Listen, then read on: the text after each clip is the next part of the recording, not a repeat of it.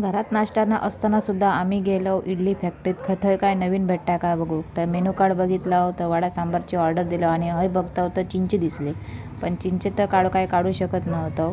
बघूनच फक्त पोट भरलं आणि ऑर्डर घेतलं आणि निघताना दिसलो भोपळ्याचं वेल. त्याका फुला पण होती, पण त्याच्यात काय भोपळं ते काही दिसलो नाही.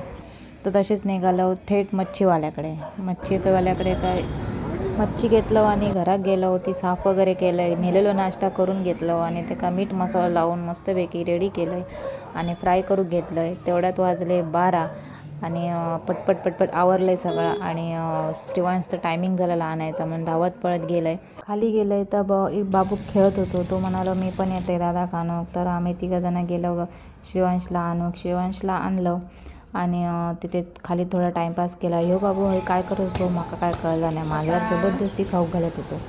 तर ते थोडं टाईमपास केलं इकडे तिकडे. श्रीवांश थोडा वेळ खेळलो. त्याला लवकर जायचं नसतं घरी, तर येऊन जेवलं आणि मस्तपैकी झोपून दिलं.